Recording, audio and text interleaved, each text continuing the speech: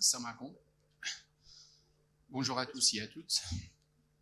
Merci, chers collègues, chers amis, honorable assistance. Tout d'abord, je tiens à remercier les chers collègues techniciens de laboratoire, Monsieur le Président, les membres du comité pour cette belle organisation. Ma présentation intitulée les enjeux, les opportunités, les défis liés à l'utilisation de l'IA dans les laboratoires d'analyse médicale. En premier temps, tout d'abord, il y a un contexte. Je vais commencer par un contexte général. Définition de l'IA. Donc, il y a déjà défini par mon cher collègue Khalifa Mansouri. Et puis, des applications d'IA dans les laboratoires. L'importance de l'IA dans les laboratoires, enjeux éthiques et sécurité d'IA, les défis pour les professionnels de santé, et plus particulièrement les techniciens de laboratoire, les acteurs de laboratoire, et ainsi de suite. Et enfin, je terminerai par des conclusions et perspectives.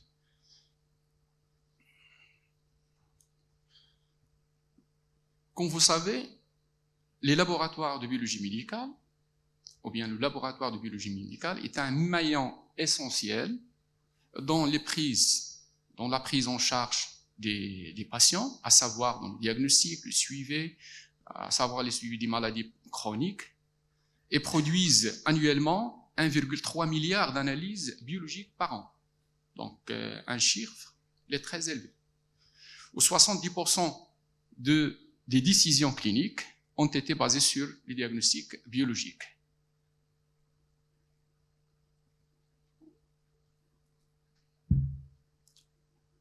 Ce type de données sont très importantes pour l'IA.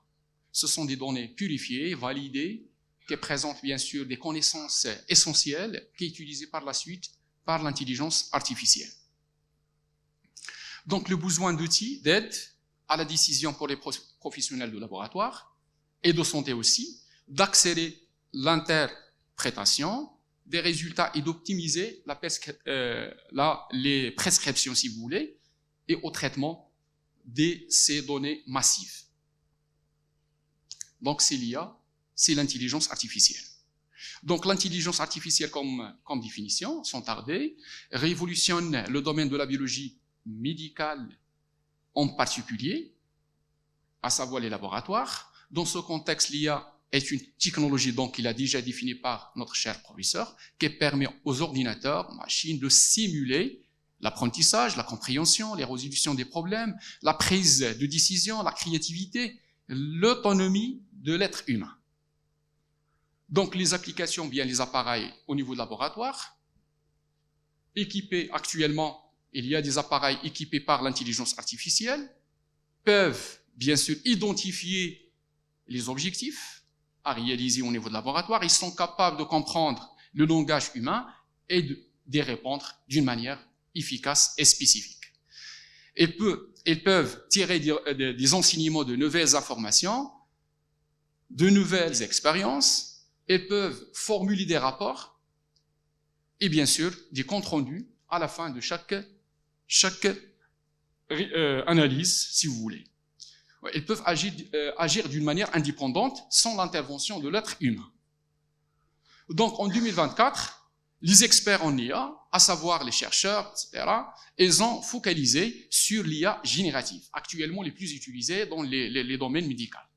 Que ce soit les laboratoires, que ce soit les scanners, que ce soit la radiologie, donc c'est l'IA générative. C'est quoi l'IA générative? C'est une technologie, si vous voulez, capable de gérer des textes, des rapports, des images, des comptes rendus d'une manière réelle et originale. Les outils d'IA générative donc se basent sur deux sous-catégories de l'IA, c'est le machine learning et l'apprentissage profond. L'apprentissage automatique, donc ce sont des systèmes d'IA qui apprennent à partir des données historiques. Donc ce sont des histoires, des données qui sont purifiées, étiquetées et bien identifiées. La deuxième outil, l'apprentissage profond, ce sont des modèles d'apprentissage automatique qui imitent bien sûr les fonctionnements du cerveau humain. Je vais vous présenter bien sûr une comparaison avec les logiciels traditionnels et automatisés.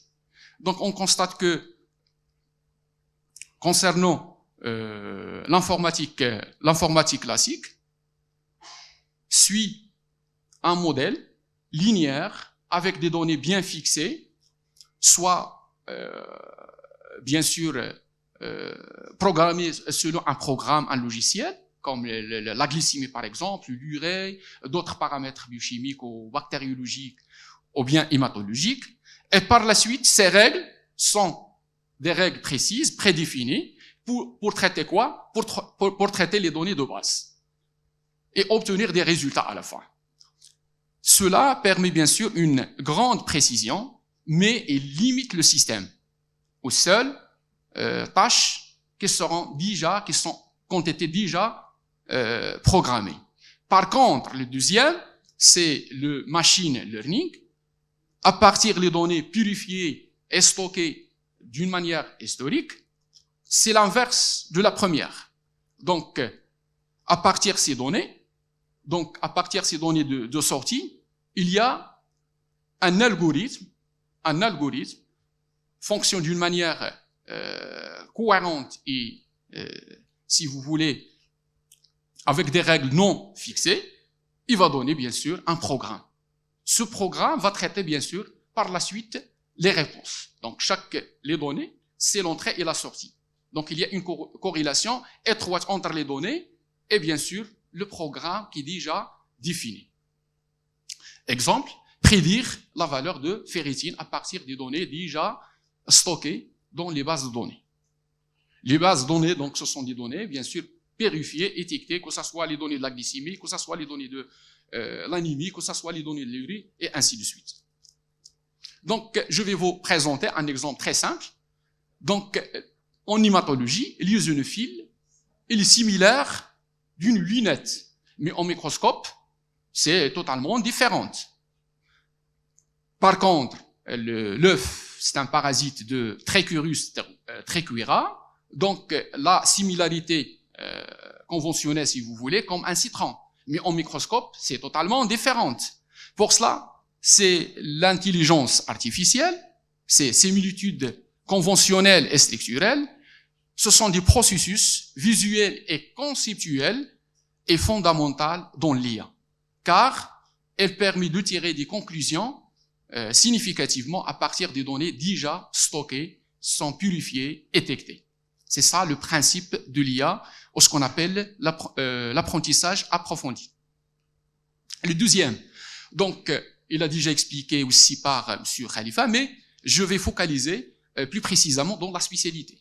Prenons l'exemple en hématologie. Donc, il y a un ensemble des cellules hématologiques sont stockées, purifiées et étiquetées. Donc, le système, il est divisé en deux. 80% utilisé pour les couches, ce qui fait cacher, et 20% pour le test, pour créer quoi? Un modèle. Donc, un modèle, et par la suite, il y a une vérification. Donc, par la suite, il y a une vérification. Il y a erreur, donc il y a alarme. Donc, il y a une vérification par le spécialiste. S'il y a erreur, donc on va les vérifier et rétictation, donc, et par la suite, on va injecter les informations. Toujours, c'est ça.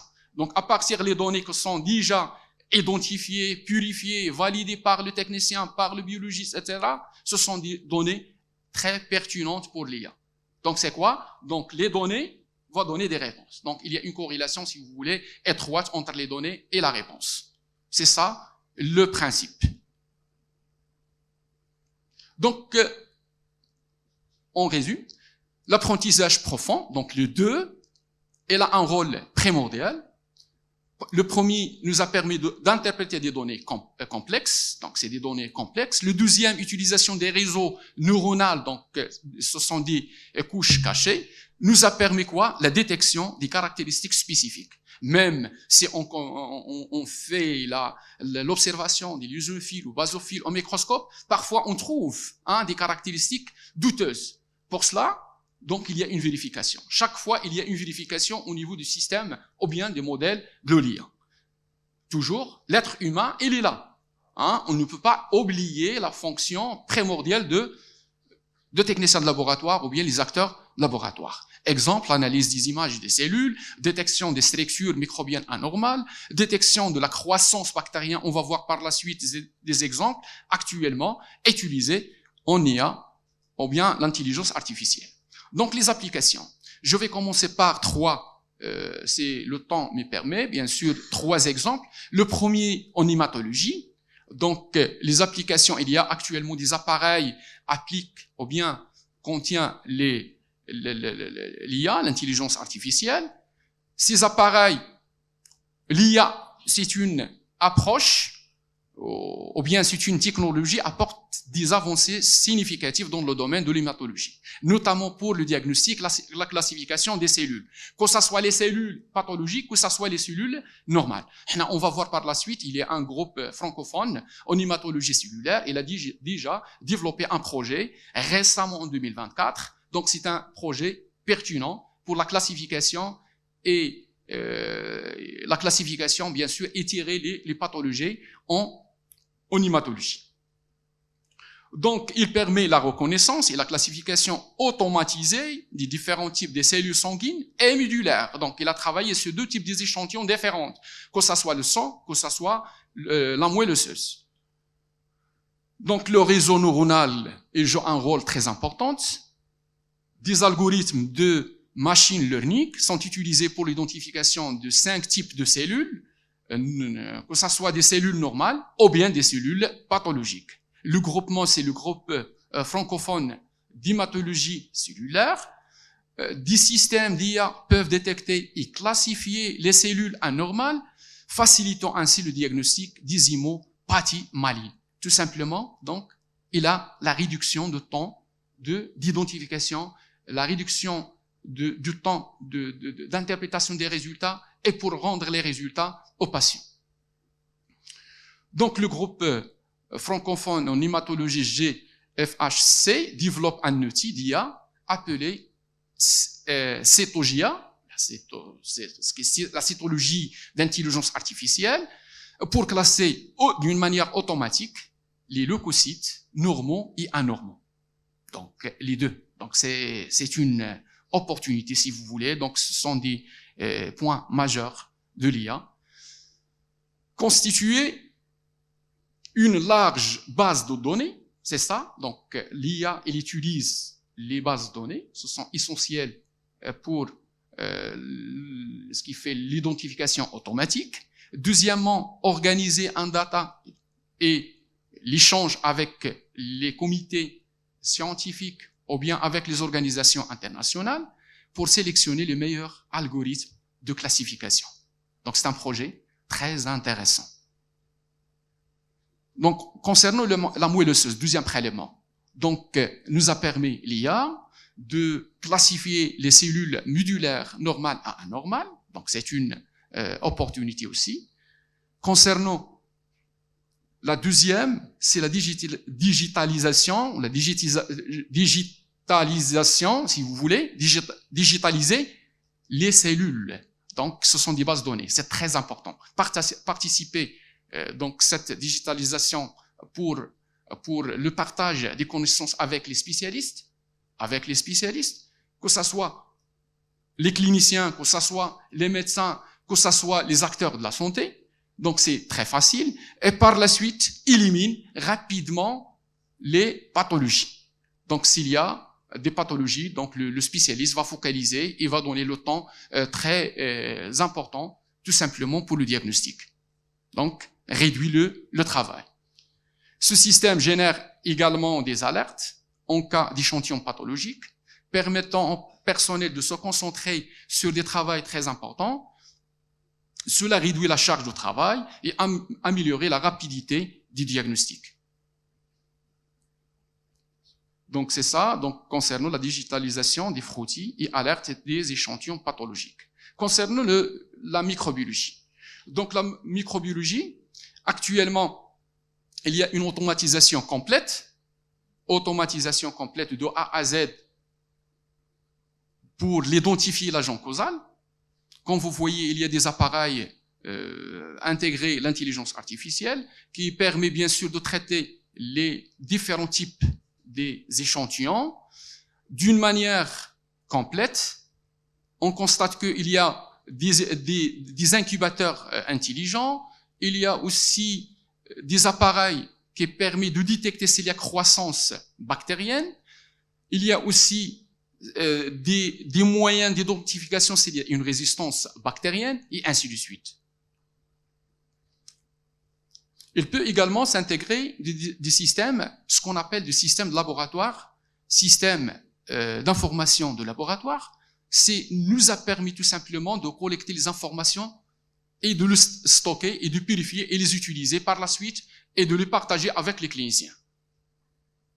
Qui facilite par la suite, c'est de faire les comptes rendus, si vous voulez, et de minimiser les erreurs, tout simplement. Parce que la transcription, elle est automatisée et la transfert des données et les informations d'une manière automatique. Donc, l'IA au niveau de laboratoire de microbiologie nous a permis de détecter les premières croissances bactériennes, élimine les échantillons d'une manière automatique s'il y a des échantillons négatifs, identification avec des milieux chromogènes, donc s'il y a variation de la couleur, nous a permis rapidement d'identifier s'il y a une croissance bactérienne, alarme sur les échantillons pathologiques. Et deuxième, c'est l'intégration de l'IS, donc qui permet de rassembler les données et de partager les données avec les acteurs de santé publique, ou de santé en général. En plus, il y a une grande biosécurité. Pourquoi? Parce que la manipulation, elle est automatisée, sans intervention de l'être humain ou bien le technicien de laboratoire. Grâce à l'IA, les cultures microbiologiques deviennent plus précises, plus rapides et plus sécurisées. Dans le domaine de la biochimie clinique, il y a aussi des algorithmes spécifiquement pour la biochimie qui nous a permis la prédiction des valeurs à partir des données, toujours on parle des données qui sont purifiées et stockées, la validation et assurance qualité, l'interprétation des résultats, développer la capacité bien sûr des LIS, ou ce qu'on appelle les systèmes d'information laboratoire, grâce, bien sûr, au réseau neuronal d'apprentissage profond. Ça permet tout simplement de renforcer la précision, l'efficacité, la personnalisation en biochimie. La prédiction des valeurs des tests en laboratoire de biochimie, à titre d'exemple, l'anémie ferriprive et de la valeur de fer. À la base de quoi? À la base des paramètres qui ont été déjà purifiés et stockés dans les bases données. Prédiction de taux de ferritine, prédiction de la valeur gamma-GT, prédiction de la valeur LDH à partir, bien sûr, des informations qui sont déjà stockées dans les bases données, identification des tests laboratoires performants et recommandations à la fin. Donc, ils donnent des recommandations selon la situation clinique. Les applications de l'IA en laboratoire de biologie médicale, que ce soit post-analytique ou bien pré-analytique, classification des résultats des tests valides, non valides, avec un modèle de réussite, la sensibilité 99%, la spécificité 100%. Ce sont des études déjà récemment publiées. Il y a des réductions de nombre d'échantillons marqués. Donc, il y a une sensibilité de 92% et la spécificité de 81,5%. L'identification des erreurs d'étiquetage, donc il est très performant avec 99%. Concernant l'identification des échantillons coagulés, non coagulés, avec un pourcentage 99%. Donc la performance de l'IA dans la biochimie, que ça soit pour la vérification des échantillons, que ça soit bien sûr que l'échantillon coagulé, non coagulé, et ainsi de suite. Donc il y a un ensemble de critères utilisés pour la vérification. L'optimisation des processus de travail. Donc l'intégration de l'IA dans les laboratoires, tout simplement, nous a permis l'amélioration de l'efficacité opérationnelle, donc tout ce qui est la manipulation, également de renforcer la précision des analyses en aidant les professionnels à traiter des grandes quantités de données rapidement et d'une manière plus fiable, automatiser l'interprétation, Voilà, qu'on a déjà à partir du système. Donc, le compte rendu, le rapport, il est déjà transcrit d'une manière automatique et partagé avec les intéressés. Il facilite, bien sûr, la collaboration entre les laboratoires et les autres professionnels de santé. Je vous présente ici une plateforme spécialisée dans les solutions d'IA, des PIA, qui développe des solutions d'IA spécifiquement conçues pour les analyses biologiques intelligentes. Donc, améliorer l'efficacité et les précisions des analyses en laboratoire médical, accélération au traitement des échantillons et les analyses des résultats, réduisent le délai de traitement pour les patients, détection plus précoce ou plus rapide s'il y a des anomalies, ou bien s'il y a un cancer, si vous voulez, ou bien des anomalies cellulaires. Les enjeux, il y a la confidentialité et protection des données sensibles, parce qu'il y a le partage des données avec les partenaires, et peut-être, bien sûr, il y a un problème de confidentialité, parce que la confidentialité des malades, que ce soit la nature des maladies, l'âge, etc. Donc, il y a un ensemble de données confidentielles. La sécurité des informations personnelles des patients. Concernant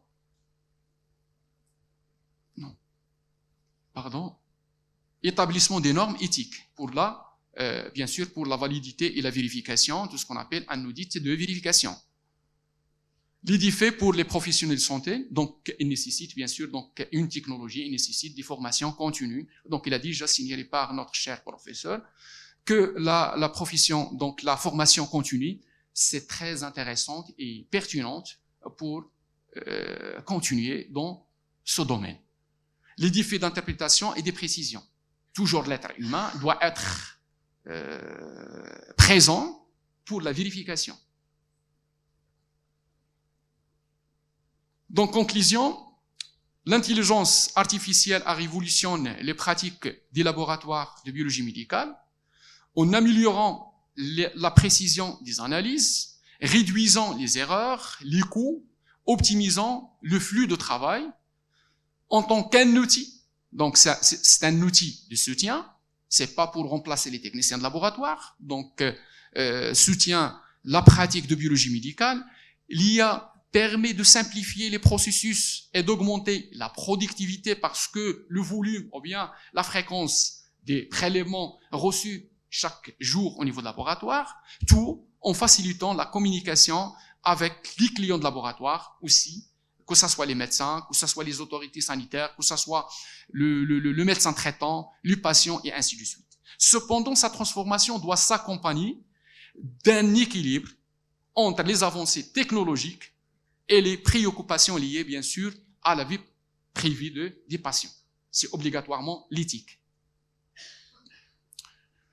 Donc, il y a que ce soit les data mining et le machine learning, les deux nécessitent, bien sûr, normalement, les deux outils utilisés au niveau de laboratoire, nous permettant d'améliorer l'analyse des données, la description, leur classification, leur segmentation, la découverte des modèles confortables et aussi la génération des modèles des prédictifs. Donc, à base des données, donc on va prédire des modèles pertinents selon le besoin des laboratoires. Pour cela, il nécessite quoi?